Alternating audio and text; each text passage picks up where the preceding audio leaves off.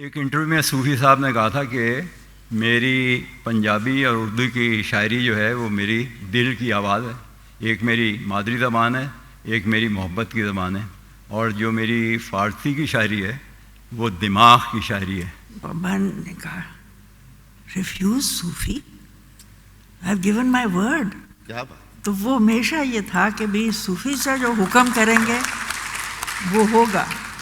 صوفی صاحب کہتے ہیں تمہارا باپ بہت شریف آدمی ہے، مجھے پتہ ہی نہیں ہے شریفاں کا زمانہ نہیں ہے۔ جس شہر میں یہ بات انہوں نے کی تھی کیا پتہ تو صوفی صاحب میں کو کہ اس کے بعد شریفاں کا زمانہ رہنا ہے۔ اور آج فیض صاحب کی جب ہم یاد بنا رہے ہیں تو اس کو نہیں سمجھ رہے ہیں کہ وہ مکمل ہوگی اگر صوفی صاحب کا ذکر نہیں ہوگا۔ میرا نام اختر وقار عظیم ہے، میرے ذمہ یہ کام سونپا گیا ہے کہ میں آج اس کی اینکرنگ کروں اس پروگرام کی، اور میری صرف ایک آسانی یہ ہے کہ میرے ساتھ جو مہمان ہیں تینوں ان کو آپ سب جانتے ہیں، اس لیے مجھے ان کے تعارف کی ضرورت نہیں ہے۔ صوفی آج جن ایک ایسی شخصیت پر بات کرنے ہم اکٹھا ہوئے ہیں جنہوں نے اپنی شاعری، اپنی شخصیت اور بحیثیت استاد ایک رہبر کے طور پر ایک عہد کو متاثر کیا ہے، جناب صوفی تبسم۔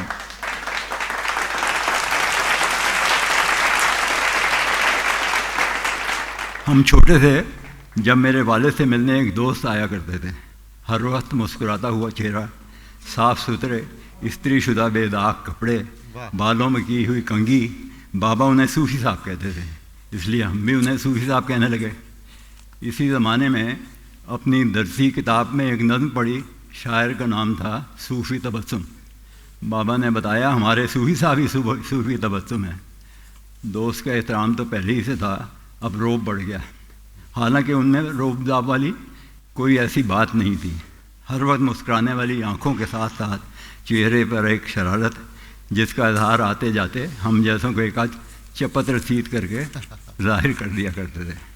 ابھی اپنے صوفی صاحب کو صوفی تبسم بنے زیادہ نہیں ہوئے تھے کہ نام نے ایک نئی شکل اختیار کر لی۔ میری عمر 9-10 سال ہوگی کہ بابا کے ساتھ اورینٹل کالج میں ایک مشاعرے میں جانے کا اتفاق ہوا۔ اندلیب شادانی صاحب صدارت کر رہے تھے۔ اس زمانے میں مشاعروں میں میزبان الگ نہیں ہوا کرتا تھا، صاحب صدر ہی ہر شاعر کو شعر پڑھنے کی دعوت دیتے تھے۔ صوفی صاحب کو دعوت دیتے ہوئے انہوں نے کہا اب میں ایک ایسے شاعر کو دعوت دے رہا ہوں جن کا نام ہی ایک مصرع ہے، غلام مصطفیٰ صوفی تبسم۔ صوفی صاحب مسکراتے ہوئے آہستہ آہستہ اپنا سر کھجاتے ہوئے اسٹیج پر آ گئے۔ سر وہ عموماً 2 موقعوں پر کھجاتے تھے، ایک جب کوئی ان کی مصروفیت میں مخل ہو جائے یا انہیں غصے میں ہوں، اور دوسرے یا پان کھا کے کتھا پوچھنے کے لیے۔ ریڈیو اور ٹی وی سے بھی صوفی صاحب کا گہرا تعلق تھا۔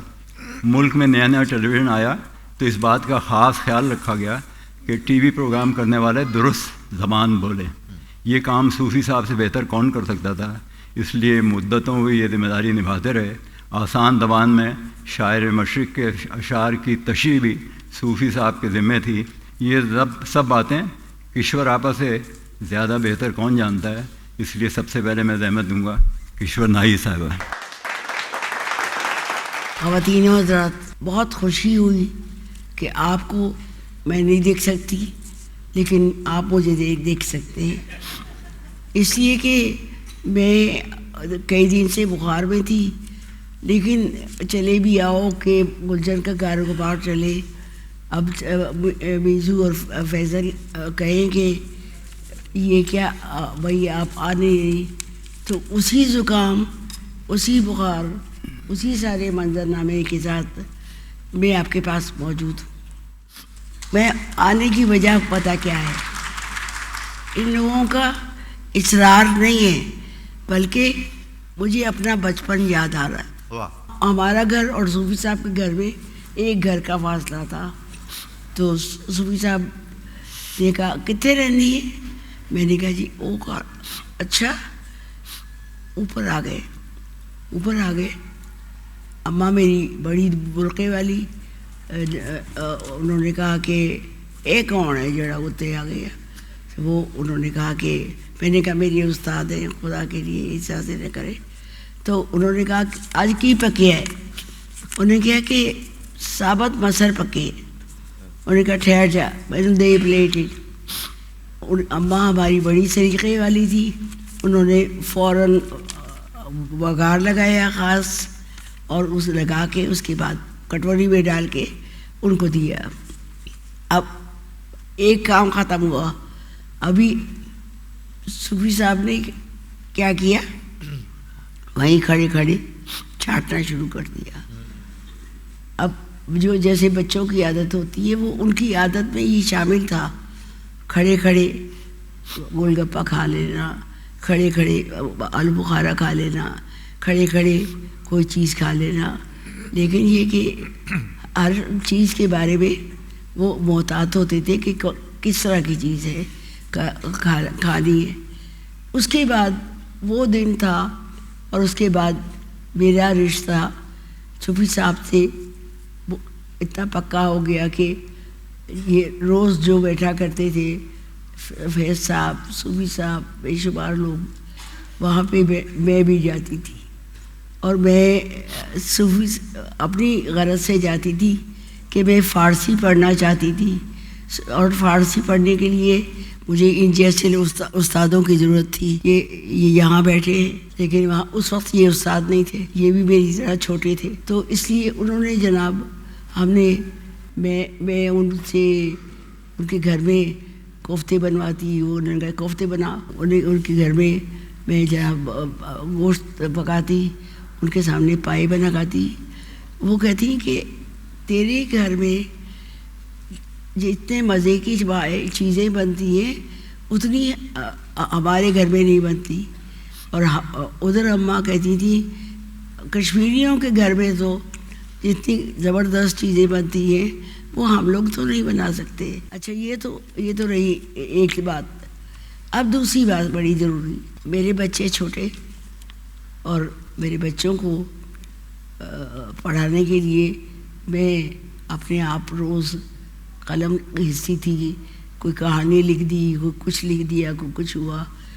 اتنی دیر میں میرے صوفی صاحب کی نظمیں اٹھا کے لے آئی. سوریا کی گڑیا, چھوٹی بہت اور موٹی بہت. اور اب وہی لوگوں نے پڑھنا شروع کر دیا.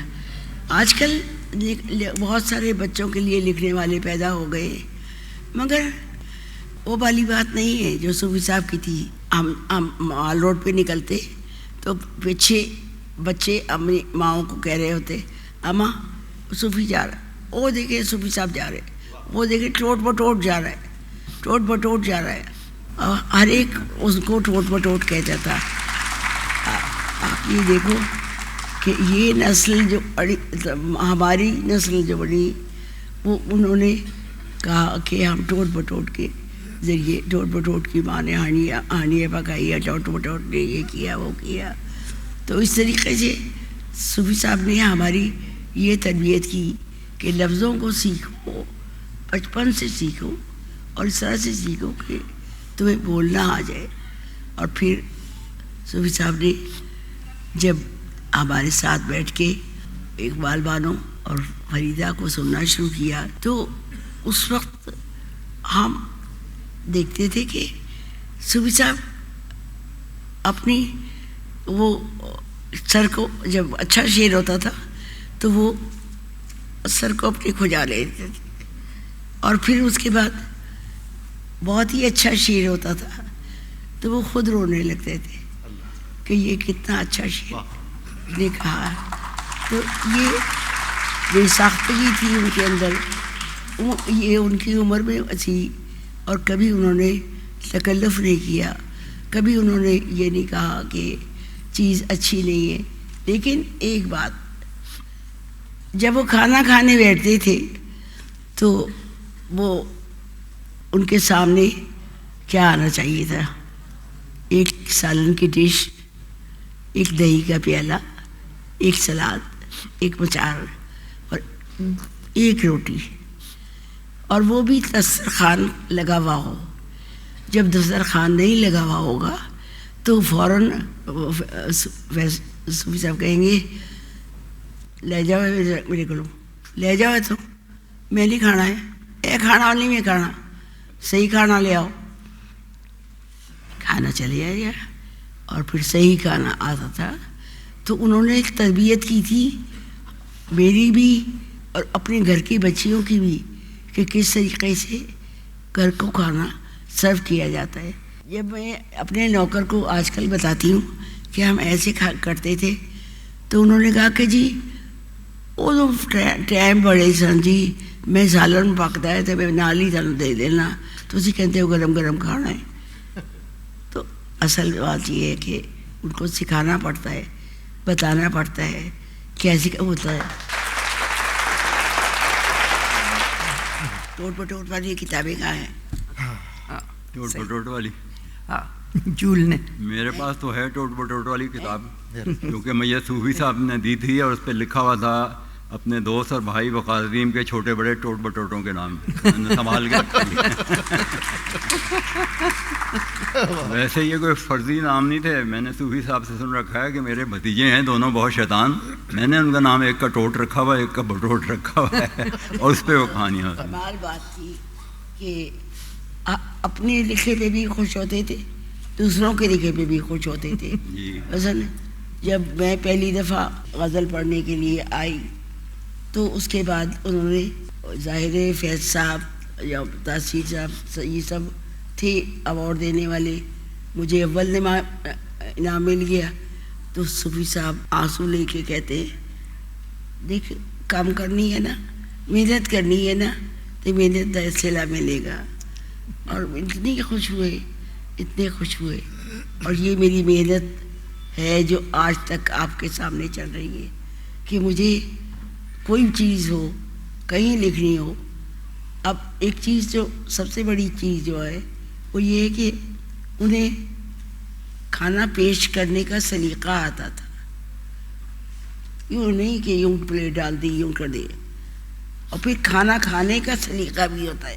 اچھا اس کے علاوہ اگر ایک گھر میں 16 بندے کھانا کھانے والے ہیں تو 16 بندوں کے لیے کھانا بنے گا اور اس سے کم نہیں ہوگا, اور وہ اس میں نوکر بھی شامل ہوں گے. یہ بڑی ضروری بات تھی کہ وہ نوکروں کو بھی اتنی اہمیت دیتی تھی جتنی کہ اہمیت ہم لوگوں کو تھی. اور یہ کہ کوئی بھولتا نہیں تھا کون کھانے والا ہے.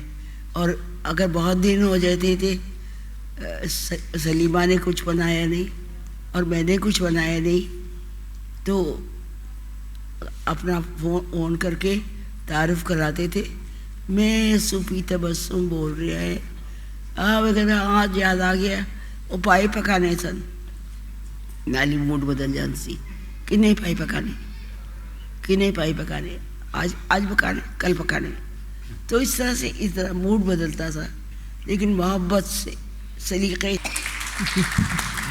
بہت شکریہ, بہت شکریہ کشور صاحبہ. عمر میں میرے والد سے صوفی صاحب کچھ بڑے تھے, لیکن صوفی صاحب ان کا بہت احترام کرتے تھے. اس سلسلے میں ایک آپ کو واقعہ سناتا ہوں. میرے والد اور وہ اکثر مختلف میٹنگز میں اکٹھا جایا کرتے تھے, کبھی صوفی صاحب کی گاڑی میں کبھی ہماری گاڑی میں. ہماری بھائیوں کی خواہش ہوتی تھی کہ ڈرائیور گھر میں نہ آئے تاکہ ہم لے کے جائیں ان کو اور دونوں کی باتیں سنیں. تو اس کو انجوائے بھی کرتے تھے, گاڑی میں جایا کرتے تھے. مجھے یاد ہے ایک دفعہ ہم لوگ جا رہے تھے, اب تو پتہ نہیں ہے یا نہیں ہے, ریگل چوک میں حاجی کریم بخش یہاں پہ ہے, وہاں پہ ایک دکان ہوا کرتی تھی راجہ وائنس کے نام سے.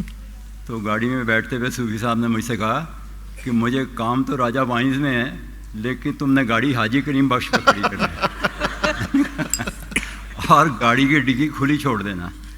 تو میں نے گاڑی کھڑی کر دی اور صوفی صاحب ادھر کے چلے گئے. واپسی میں ڈگی کھلی ہوئی تھی, اخبار میں کچھ لے کے آئے اور ڈگی میں انہوں نے رکھ دیا. تو پھر ہم گھر کی طرف روانہ ہوئے. اس روز صوفی صاحب کچھ ناراض تھے کسی سے, تو ناراض تھے صوفی صاحب. تو وہ اپنا دونوں میں میرے والد میں ان میں بات چیت شروع ہوئی. میرے والد جو تھے وہ بہت زیادہ غصے میں بھی ہوں تو بڑا محدود لفظ تھے ان کے جو استعمال کرتے تھے. تو صوفی صاحب نے جب ان صاحب کا ذکر کیا تو بابا نے کہا کہ بہت صوفی صاحب بہت فضول آدمی ہیں وہ.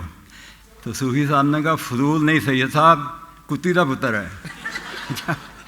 اب انہوں نے بات آگے بڑھائی، جی صوفی صاحب بہت نامعقول آدمی ہے، اور سید صاحب نامعقول نہیں، بڑا سود پتر ہے۔ اب ان دونوں کی باتیں یہ ہوتی رہیں تو بابا نے کہا کہ صوفی صاحب اگر اتنا غلط اور فضول آدمی ہے تو کیوں اس پہ وقت ضائع کر رہے ہیں، چھوڑیے اس کو۔ خیر وہ بات دوسری طرف نکل گئی اور ہم چلتے رہے، اور میرے جیسا ڈرائیور یہ سوچتا رہا کہ وہ واقعی بندہ فضول ہے، نامعقول ہے، سور کا پتر ہے یا کتے کا پتر ہے۔ جب گھر پہنچتے تھے تو وہ والد صاحب میرے، جو ہمارا گھر پہلے پڑتا تھا، صوفی صاحب کا بعد میں پڑتا تھا، تو میرے والد کہتے تھے کہ بیٹا صوفی صاحب کو پہلے اتار دو۔ تو صوفی صاحب کا سامان گاڑی میں ہوتا تھا، تو صوفی صاحب کہتے تھے سید صاحب آپ تو صبح سے کام سے نکلے ہوئے، میں تو صرف اس میٹنگ کے لیے آیا تھا، آپ تھک گئے ہوں گے تو پہلے آپ اتر جائیے تھوڑی دیر۔ تو بتاتے ہیں کہ اس کا مطلب کیا ہے، کیونکہ یہ سارے بچے بڑے ہوشیار ہیں، خواتین بھی بہت تیز ہیں، لیکن پھر بھی یہ کچھ راز ہیں جو اب تک ہمارے ساتھ چلتے ہیں، چونکہ مارشل لاء آ گیا، اور مارشل لاء میں ہم لوگ کوئی کچھ نکال نہیں سکتے تھے، تو پھر یہ ہوتا تھا کہ ایک دوسرے کو اشارہ کرتے تھے کہ تم نے دوستویفسکی پڑھا ہے، میرے پاس ہے، آج کی شام ہم گزارے۔ اچھا نہیں تم نے شعر النجم پڑھا ہے، اچھا چلو میرے پاس آئے ہے، کتاب ہے، آگے بڑھے۔ اس طریقے ان اشاروں سے ہم اس مارشل لاء کے زمانے میں بات کرتے تھے۔ ہم گھر کے صوفی صاحب والد کو میں پہلے اتار دیتا تھا، میں بہانہ یہ کرتا تھا کہ بابا میں آپ کو پہلے اتار دیتا ہوں، مجھے صوفی صاحب کے گھر کے پاس کچھ کام ہے، تو ان کو بعد میں اتاروں گا تاکہ میں اپنا کام کرتا ہوں۔ میرا یہ بہانہ سن کے صوفی صاحب کے چہرے پہ ایک مسکراہٹ آ جاتی تھی، تو ان کی حسب خواہش پہلے میں بابا کو اتارتا تھا، بعد میں صوفی صاحب کو اتارتا تھا۔ تو جب اکیلے رہ جاتے تو مجھے کہتے تھے کہ جو بات میں کہہ رہا ہوں وہ صحیح ہے یا تمہارا باپ کہہ رہا تھا وہ صحیح ہے، تو میں ان کی ہاں میں ہاں ملاتا تھا کہ نہیں آپ بالکل ٹھیک کہہ رہے ہیں۔ تو صوفی صاحب کہتے ہیں تمہارا باپ بہت شریف آدمی ہے، اسے پتہ ہی نہیں ہے شریفاں کا زمانہ نہیں ہے۔ جس شہر میں یہ بات انہوں نے کی تھی کیا پتہ تھا صوفی صاحب میں کو کہ اس کے بعد شریفاں کا زمانہ رہنا ہے۔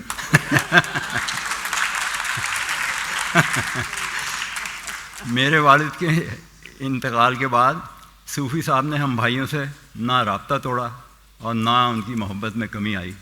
اکثر ان کا فون آ جاتا گھر پہ ہو، ناشتہ بنوا کے رکھو میں آ رہا ہوں۔ پھر صوفی صاحب آ جاتے، ہر طرح کی گپ شپ ہوتی، کبھی کبھی ایسا فون بھی آ جاتا مجھے میٹنگ میں یونیورسٹی جانا ہے، سواری نہیں ہے، تم بھائیوں میں سے کوئی مجھے پہنچا دے گا۔ ہم خوشی خوشی یہ کام کرتے کیونکہ ہم سب کو معلوم تھا کہ صوفی صاحب یہ سب کچھ اس لیے کر رہے ہیں کہ اپنے دوست کے بچوں سے ان کا تعلق ختم نہ ہو جائے۔ صوفی صاحب کی محبت کے ایسے واقعات مجھ سے زیادہ چھیویں آبا کو پتہ ہوں گے، کیونکہ فیض صاحب اور صوفی صاحب کا جو تعلق تھا وہ آپ سب کو معلوم ہے۔ تو اب میری اگلی مہمان ہیں سلیمہ ہاشمی صاحبہ۔ میرے والد کا اور صوفی چچا کا تعلق تو سب کو معلوم ہی ہے۔ صوفی صاحب استاد تھے ابو کے، اور ہمیشہ وہ کہتے تھے کہ بھی صوفی صاحب کبھی کوئی نظم ہوتی یا کوئی غزل ہوتی تو میری اماں کو پوچھتی کہاں جا رہے ہو، کہتے تھے to Sufi to get the corrections, اصلاح کرنے تو صوفی صاحب کے پاس جانا ہوتا تھا۔ لیکن کئی لوگ یہ نہیں جانتے کہ جتنا تعلق صوفی صاحب کا ابو کے ساتھ تھا، میری اماں کے ساتھ بھی ان کی بہت دوستی تھی۔ اور میں اس لیے اس بات کا ذکر کرنا چاہتی ہوں کیونکہ جب 1951 میں چھوٹے چھوٹے تھے، نیزو 4 سال کی تھی، میں 8 سال کی تھی، اور ابا کی کو لینے پولیس والے آ گئے، تو اس وقت تو خیر ہم لوگ نیند میں تھے۔ دوسرے دن تلاشی کے لیے پولیس پہنچی، اور میری اماں کو قانون کا کچھ اندازہ تھا، تو انہوں نے پولیس والوں سے کہا کہ آپ اندر نہیں آ سکتے میں جب تک ایک گواہ نہ بلا لوں اپنے لیے۔ بہت خوب۔ تو وہ خیر ناراض ہوئے، لیکن انہوں نے کہا ٹھیک ہے کسی کو بتائیں، اور میری اماں نے کہا صوفی، انہوں نے صوفی چا کو فون کیا اور کہا کہ صوفی پلیز کم، اور صوفی چا آگے، وہ اتفاق سے سامنے ریڈیو پاکستان میں ہی تھے، تو سڑک پار کر کے، اور جتنی دیر پولیس والے تلاشی لیتے رہے تو صوفی چچا جو تھے وہ موجود تھے۔ ایک ایک چیز کی جب لسٹ بنی اس پہ میری والدہ کے سگنیچرز تھے اور صوفی چچا کے سگنیچرز تھے۔ تو یہ ان کا، اور یہ ہمیشہ سے ان کی دوستی وہ رہی. ایک دفعہ مجھے یاد ہے کہ صوفی چاہ نے کہیں لائل پور یا کہیں اور مشاعرے میں حامی بھر لی اور ساتھ یہ بھی کہا کہ میں فیض کو ساتھ لے کے آؤں. اس زمانے میں پاکستان ٹائمز میں تھے اور بہت مصروف ہوتے تھے، رات کے 10-11 بجے ان کا چھٹکارا ہوتا تھا اور تھک جاتے تھے. لیکن بہرحال انہوں نے کہا، جب صوفی چاہ نے کہا کہ نہیں آپ نے ہمارے ساتھ چلنا ہے تو مان گئے. میری اماں بہت ناراض ہوئی اور انہوں نے کہا کہ why do you have to go Faiz, you are very tired and there is no reason to travel all day. جون کا مہینہ تھا. تو ابا نے کہا refuse Sufi, I have given my word. تو وہ ہمیشہ یہ تھا کہ بھی صوفی سے جو حکم کریں گے وہ ہوگا. اور ایک دفعہ تو مجھے یاد ہے کہ ایک صوفی چاہ کا ہم لوگوں کے سے بھی تھا، جس طرح کہ کشور آپا نے ذکر کیا کہ وہ جب آتے تھے، قریب آتے تھے تو آ کے ایک چھوٹی سی چٹکی لے کے کہتے تھے مچھر بہت ہیں. پتہ نہیں ان کے دل رکھنے کو یا ویسے ہی ہمیں لگتا تھا، کیونکہ اس طرح وہ جوش سے یوں کر کے کرتے تھے. یہ کیا؟ اب فوراً نیچے دیکھتے تھے اور اپنی ناک بچوں سے ناک لڑاتی تھی. اور پھر ظاہر ہے وہ نظمیں تو تھیں ہی. بہت سے لوگوں کو پتہ نہیں معلوم ہے کہ نہیں معلوم کہ ایک عذرا کی گڑیا کی کہانی تھی. پھر سریا کی گڑیا نہانے لگی ڈوب جانے لگی، بڑی مشکلوں سے بچایا اسے وغیرہ وغیرہ. تو سریا بھی بیٹی تھی اور عذرا بھی بیٹی تھی. تو عذرا ذرا میری عمر کی تھی تقریباً، تو ہم لوگوں کی دوستی تھی. ان کے گھر گورنمنٹ کالج میں جو ہاسٹل تھا اوپر وارڈن کا جس میں وہ تھے، تو ہمارا اکثر وہاں پہ کھیلنا ہوتا تھا جا کے. اور جب ابو جیل چلے گئے تو پھر میری اماں اکثر ہمیں وہاں بھیج دیتی تھی دل بہلانے کو. تو ہم لڑکیاں اکٹھی کھیلا کرتی تھی. جب صوفی صاحب کی وفات کا پتہ چلا ابا کو، اس وقت وہ ملک میں نہیں تھے، تو مجھے یاد ہے کہ وہ اس قدر خاموش ہو گئے، غمگین تھے.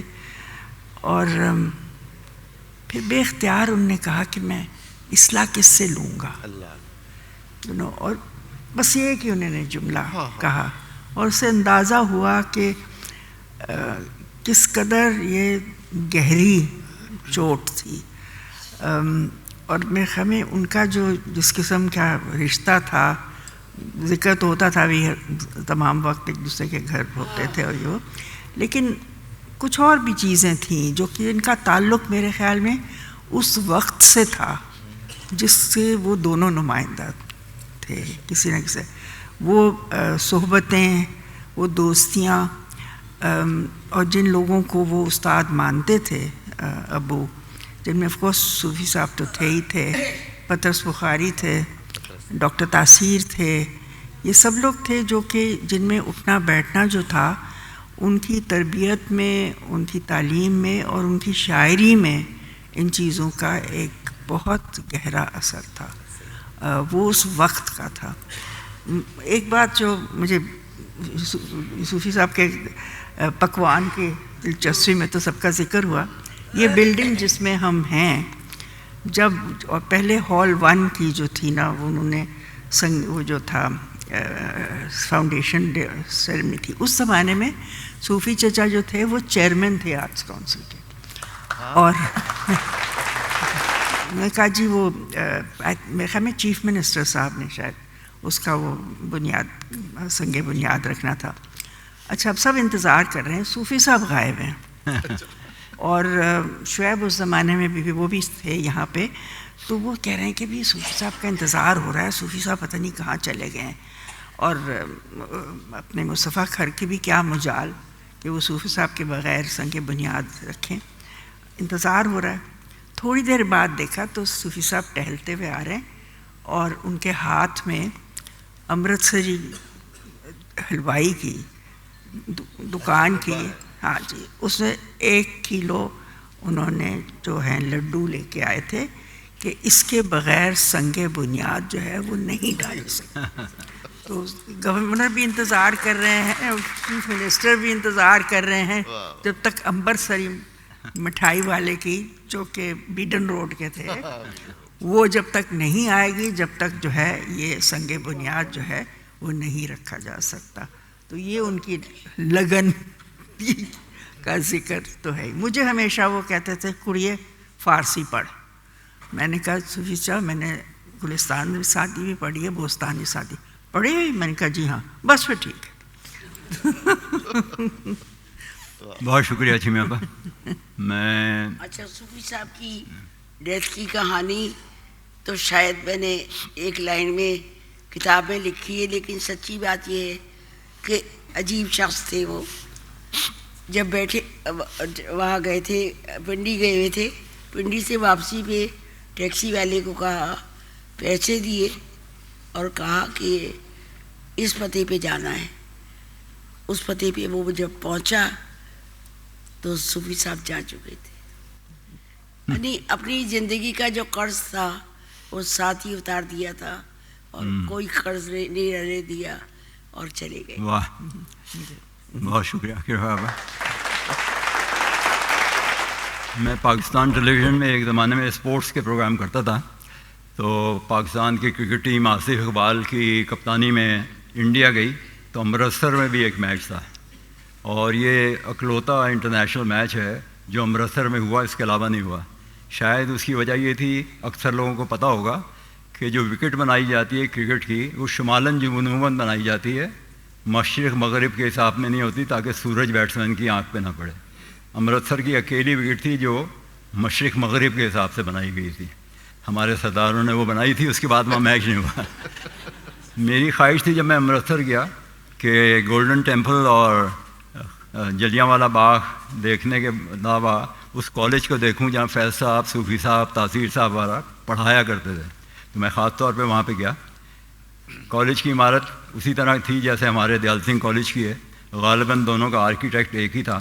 वहाँ लाइब्रेरी देखी तो उर्दू की कोई किताब नहीं थी, अलबत्ता गुरमुखी में कुछ उन लोगों की गज़लें वगैरह जो थीं वो लिख के और एक किताब में इंतखाब शाया हुआ था। अलबत्ता जो बरामदा था कॉलेज पे, वहाँ जो उनके मशहूर उस्ताद या तालिब इल्म गए थे उनकी तस्वीरें लगी हुई थी। उनमें फैज़ साहब और सूफी साहब दोनों की तस्वीर मौजूद थी, तो मैंने वो देखी थी। एक इंटरव्यू में सूफी साहब ने कहा था कि मेरी पंजाबी और उर्दू की शायरी जो है वो मेरी दिल की आवाज़ है। एक मेरी मादरी ज़बान है, एक मेरी मोहब्बत की ज़बान है, और जो मेरी फ़ारसी की शायरी है वो दिमाग की शायरी है। तो मुझसे ज़्यादा डॉक्टर मोइन निज़ामी से ज़्यादा इस सिलसिले में कौन बात कर सकता है, इसलिए उनको शख्सियत सूफ़ी साहब की जिस पर बातचीत हुई, और ये ओरल हिस्ट्री है और इसको लिख लेना चाहिए। ये वो यादें हैं जो ये साबित करती हैं कि ये अशख़ास अपनी ज़ात में चलती फिरती तहज़ीब थे और इनके वजूद से, इनके होने से लाहौर एक तहज़ीबी और सकाफ़ती शहर बना। बहुत खूबसूरत अंदाज में ज़िक्र किया गया कि वो खाना सूफ़ी साहब नहीं खाते थे जब तक दस्तरखान नहीं होता था, और खाने से दिलचस्पी, और जैसे इस इमारत की संगे बुनियाद में मिठाई का होना ज़रूरी था। एक्चुअली खाना जो है ना वो हमारी एक पेट भरने की मश्क नहीं थी, एक तहज़ीबी अमल था वो। और जब से वो तहज़ीबी अमल विदड्रॉ हो गया तो फिर वो भागदड़ में खाने पीने का सिलसिला शुरू हो गया। तो वो जो आदाब और अखलाक थे खाने के, खाना बनाने के, खाना परोसने के, खाना पेश करने के, खाना खाने के, इवन वो भी तो तहज़ीब का एक हिस्सा है जो ख़त्म होता जा रहा है। ये जो मोहब्बतें आपने देखी सूफ़ी साहब ने अपने दोस्तों के साथ निभाया, दोस्तों ने उनके साथ निभाई, और फिर ये मोहब्बत, इसका तसलसल अगली नस्लों तक चला। और आज फैज़ साहब की जब हम याद बना रहे हैं तो उसको नहीं समझ रहे हैं कि वो मुकम्मल होगी अगर सूफ़ी साहब का ज़िक्र नहीं होगा। ये मोहब्बतें भी उसी तहज़ीब का अमल है जिससे हम काफ़ी हद तक दूर होते जा रहे हैं। हमें इस सिलसिले में भी अपना जायज़ा लेना चाहिए। सूफ़ी साहब की फ़ारसी शायरी बहुत थोड़ी है लेकिन बहुत ही ज़ोरदार और बहुत उम्दा है। वो उनके लिए एक लफ्ज़ उस्ताद बहुत हल्का लफ्ज़ है, अगरचे उस्ताद अपनी जगह पर سب سے بڑا لفظ ہے. اس کے بعد معلم کا لفظ ان کے لیے تھوڑا ہے. وہ صحیح معنی میں مربی تھے. مربی وہ ہوتا ہے ایسا استاد جو انگلی پکڑ کے مرحلہ بمرحلہ زینہ بزینہ سٹیپ بائی سٹیپ منتہائے کمال تک پہنچاتا ہے. اور وہ زندگی کے جس میں وہ شاگردی میں لے رہا ہے، جس فن میں یا جس زبان میں، محض اس تک محدود نہیں رہتا ہے، بلکہ اس شخص اور اس کے پورے خاندان کے تمام معاملات میں تربیت فراہم کرتا ہے اور ایک مشیر مخلص ہوتا ہے. صوفی صاحب میں یہ ساری چیزیں موجود تھیں. میں تو ان کا ایک کنٹریبیوشن یہ سمجھتا ہوں کہ انہوں نے فارسی زبان کو سنبھالا دیا علامہ اقبال کے بعد کا جو جنریشنز ہیں.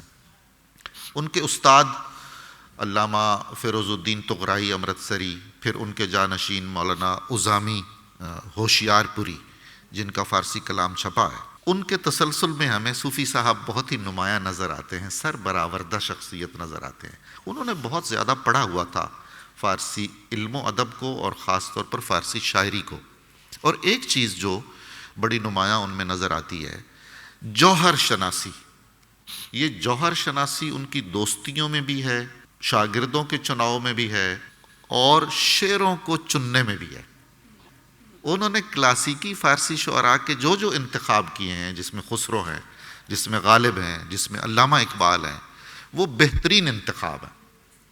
اس لیے کہ اگر آپ نے بہت زیادہ پڑھ لکھ کر اور ذوقی سطح پر اس عمل تخلیق میں شریک ہو کر انجوائے نہیں کیا ہے کسی بھی نظم کو یا کسی بھی غزل کو یا کسی بھی شعر کو، تو آپ اس کے انتخاب کا حق ادا نہیں کر سکتے ہیں. تو بر صغیر میں دور آخر میں صوفی صاحب سے بہتر انتخاب فارسی شاعروں کا کسی نے نہیں کیا. ایک اور کنٹریبیوشن مجھے ضرور ذکر کرنا ہے، وقت کی کمی کا بھی مجھے احساس ہے. انہوں نے فارسی سے محبت کے بیج بوئے لوگوں کے دلوں میں. آپ دیکھ لیجئے، ان سے کہا کہ فارسی پڑھیں، ان سے کہا فارسی پڑھیں. میں چاہتا ہوں کہ میں کشور آپا کو فارسی پڑھاؤں. اب میں بالکل اسلام آباد کا بھی سوچ رہا ہوں کہ وہاں چلا جایا کروں. تو ہم اتنے اچھے استاد نہیں ہیں. ہم تو استاد کے زینہ اول پر بھی نہیں ہیں. اس کے بعد معلم بننا، اس کے بعد مربی بننا، کیونکہ اب بہت ساری چیزیں آ گئیں جن کا تعلق معاش سے ہے. وہ اخلاص پر تعلق تھا چیزوں کا. وہ ان کا ایک غیر مشروط پیمانے وفا تھا اس سبجیکٹ سے، اس زبان سے، اس علم سے، اس فن سے، اس ثقافت سے، اس تہذیب سے جس کے وہ سفیر تھے. صوفی صاحب کی شاعری غزل میں بھی ہے، فارسی میں نظم میں بھی ہے، اور خاص طور پر ان کی رباعیات جو 4 مصرعی نظم ہوتی ہے وہ بڑی امپورٹنٹ ہے. میں 3-4 شعر ضرور آپ کی خدمت میں پیش کروں گا. فارسی شاعری کے جو چند اسالیب ہیں ان میں سب سے پہلے کو خراسانی سٹائل کہتے ہیں، دوسرا عراقی سٹائل کہلاتا ہے، اس کے بعد ایک ہندی سٹائل ہے. ہندی سٹائل کی 2 قسمیں ہیں، ایک بیلنسڈ متوازن معتدل اور ایک بہت ہی مبالغہ آمیز. اور اس کے بعد پھر ان کے ہاں ایک ریوائولسٹ موومنٹ کے تحت شاعری ہوئی، انقلابی شاعری. اور اس کے بعد پھر یہ جو انقلاب اسلامی نام نہاد ہے اس کی جو شاعری، اتنی اچھی نظمیں لکھی ہیں انہوں نے علامہ اقبال پر. فیض صاحب کی نظمیں علامہ اقبال پر لکھی گئی بہترین نظموں میں ہیں.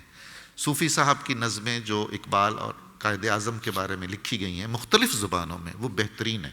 صوفی صاحب کے جنگی ترانے الگ اپنی جگہ پہ ہیں جو گائے پنجابی میں. تو ان کی فارسی شاعری عراقی اسکول آف تھاٹ کے قریب ہے، جس میں سعدی ہیں، جس میں حافظ ہیں، جس میں امیر خسرو ہیں. یہ رنگ ہے ان کی شاعری کا، آسان، سلیس، دل میں اتر جانے والا، بہت گہرا، بہت پرکشش. میں چند اشعار سنا کے اجازت چاہتا ہوں. بہت ہی خوبصورت اشعار ہیں. یک دل تست فارغ از حالم، صرف ایک تمہارا دل ہے جس کو میرے حال کا کوئی پتہ نہیں ہے. ورنہ یک شہر غم گسار من است، ورنہ تو ایک دنیا ہے، ایک پورا شہر ہے جو میری غم گساری کرتا ہے، بس جسے کرنی چاہیے تھی وہی نہیں کرتا. واہ. اور ایک شعر سنیے، اور اس میں دیکھیے علامہ اقبال کی کیفیت ہے اور جو ہمارا صوفی تھاٹ ہے فارسی شاعری کا. در کعبہ نیا آرامد، در دیر نیا ساید، آن را کہ تو بخشی دی یک دید بینائی، جس کو تم نے دید بینا عطا کر دیا، دیکھنے والی آنکھ عطا کی، اسے نہ مسجد میں سکون ملے گا نہ بت خانے میں چین آئے گا۔ واہ واہ۔ صوفی صاحب پھر ایران بھی گئے تھے، وہ ایران کلچر سینٹر کے ڈائریکٹر رہے 4-5 سال، اور غالباً وہ پہلے پاکستانی تھے جو اس منصب جلیلہ پر فائز رہے۔ وہاں انہوں نے سعدی کے مزار پہ ایک شعر کہا ہے، اور اپنے کلیات میں بطور خاص لکھا ہے کہ میں نے سعدی کے مزار پر، سعدی ہمارے محسنوں میں سے ہیں، گلستان بوستان نے ہماری نسلوں کی تربیت کی ہے، وہ شعر سنیے اور لطف اٹھائیے۔ نہان بودست عمری سجدئی اندر جبین من، ایک عمر مدتوں ایک سجدہ میرے ماتھے میں چھپا ہوا تھا اور بے چین تھا، مضطرب تھا نکل آنے کے لیے، کہ تا روزی رسم در خدمت و در پایت و ریزم، وہ سجدہ منتظر تھا کہ میں کسی دن بارگاہ سعدی میں پہنچوں اور اس قبر کی نظر کروں، ماتھا ٹیکی۔ واہ۔ تو سعدی سے ہم نے جو محبت کی، ہماری ساری نسلوں نے، اس کو صوفی صاحب نے اس عمدگی سے بیان کیا۔ بہت شکریہ ڈاکٹر صاحب، بہت بہت شکریہ۔ اور آپ سے شعر سنتے اور تجمے ان کے سنتے، وقت کم ہے، اور صوفی صاحب اور فیض صاحب سے دوستی تھی ڈاکٹر نذیر احمد صاحب کی بہت زیادہ۔ آج doctor Nazir Ahmad music society کی طرف سے دونوں کی ایک ایک غزل آپ کے لیے لے کے آئے ہیں۔ Nazir Ahmad music society, government college Lahore کے اسٹوڈنٹ۔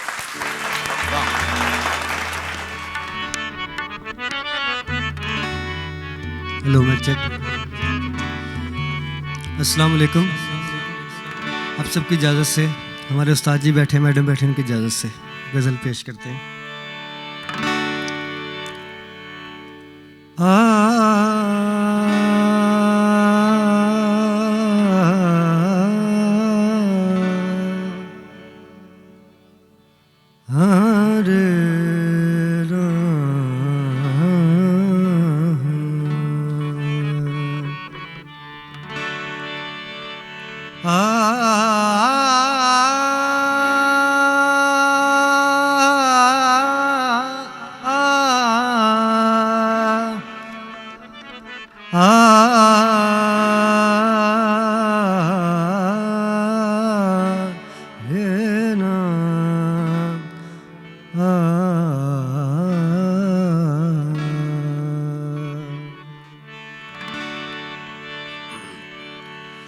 وہ مجھ سے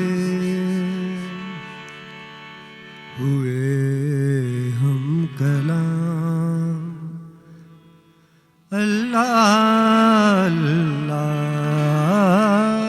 وہ مجھ سے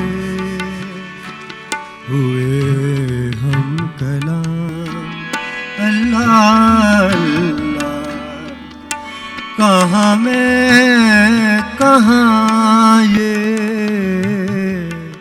مقام، اللہ اللہ، وہ مجھ سے ہوئے ہم کلام، اللہ اللہ، کہاں میں کہاں یہ مقام، اللہ اللہ، وہ مجھ سے ہوئے ہم کلام، اللہ اللہ۔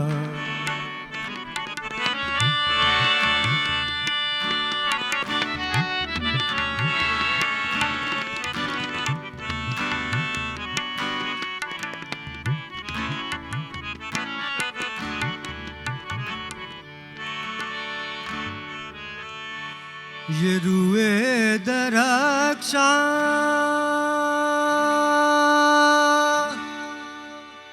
یہ زلفوں کے سائے، یہ زلفوں کے سائے،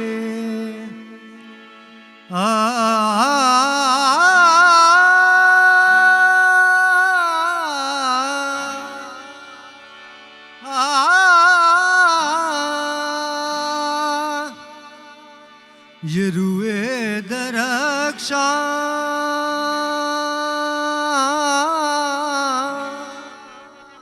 یہ زلفوں کے سائے یہ زلفوں کے سائے یہ ہنگامائے صبح و شام اللہ اللہ وہ مجھ سے ہوئے ہم کلام اللہ اللہ وہ مجھ سے ہوئے ہم کلام اللہ اللہ وہ مجھ سے ہوئے ہم کلام اللہ اللہ وہ مجھ سے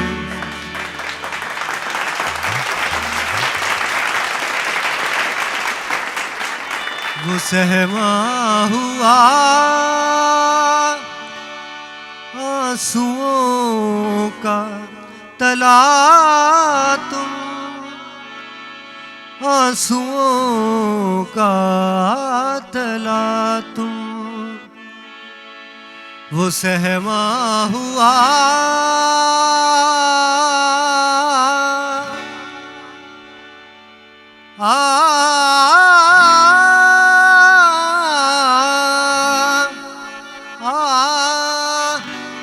وہ سہما ہوا آنسوؤں کا تلا تم آنسوؤں کا تلا تم وہ آب رواں آب خراں اللہ اللہ وہ مجھ سے ہوئے ہم کلام اللہ اللہ وہ مجھ سے ہوئے ہم کلام اللہ اللہ کہاں میں کہاں یہ مقام اللہ اللہ وہ مجھ سے ہوئے ہم کلام اللہ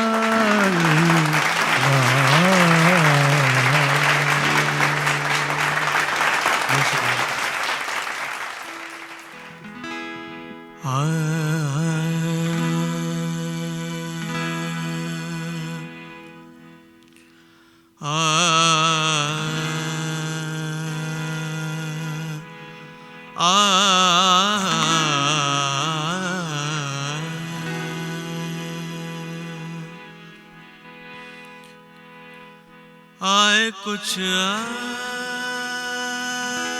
ابر کچھ شراب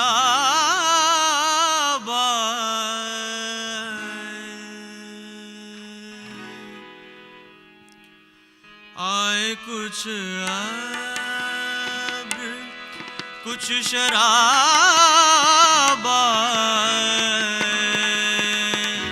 آئے کچھ کچھ شراب اس کے بعد آئے جو عذاب آئے آئے کچھ ابر کچھ شراب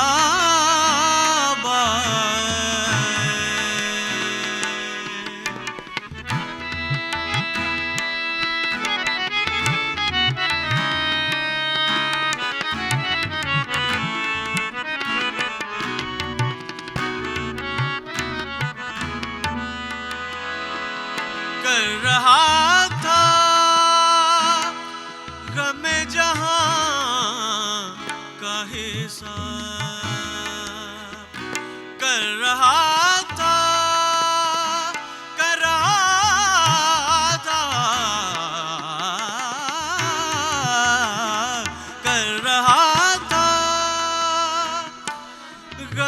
जहां का हिसाब, गम जहां का हिसाब कर रहा था, गम जहां का हिसाब आज तुम याद बेहिसाब आए कुछ अब्र कुछ शराब आए कुछ अब्र कुछ शराब आए उसके बाद जो अज़ाब आए कुछ अब्र कुछ शराब आए।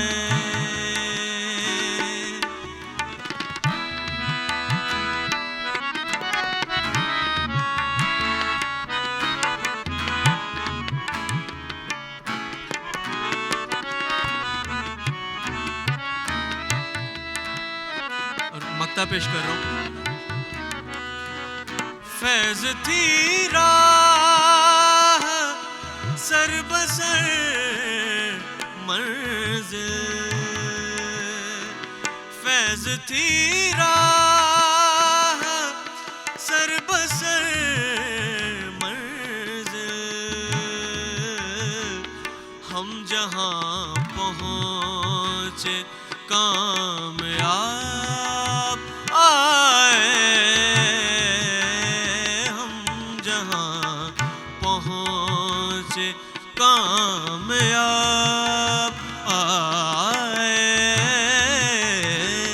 आए कुछ अब्र कुछ शराब आए उसके बाद जो अज़ाब आए कुछ अब्र कुछ शराब